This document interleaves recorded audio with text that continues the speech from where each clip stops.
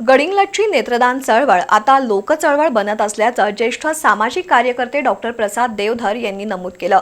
गडिंग्लज तालुक्यातील गिजवणे इथं मरणोत्तर नेत्रदान चळवळीच्या तिसऱ्या टप्प्याच्या प्रारंभी ते बोलत होते।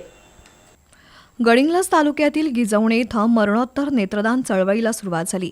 अंधत्वाकडे पाहूया डोळसपणे या विचारातून नेत्रदान चळवळ वाढत आहे। प्रारंभी अवधूत पाटील यांनी नेत्रदान चळवळीचा आढावा घेतला। एका व्यक्तीच्या नेत्रदानामुळे 2 अंध लोकांना दृष्टी मिळू शकते, त्यामुळे नेत्रदान चळवळ जगभर वाढत असल्याचं त्यांनी सांगितलं। डॉक्टर सदानंद पाटणे, प्राध्यापक अशफाक मकानदार यांनीही नेत्रदान चळवळीचं महत्त्व सांगितलं।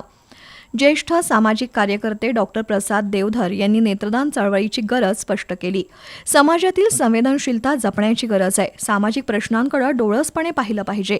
समाजात चांगुलपणा असेल तर चांगल्या कामाला नेहमीच प्रोत्साहन मिळतं।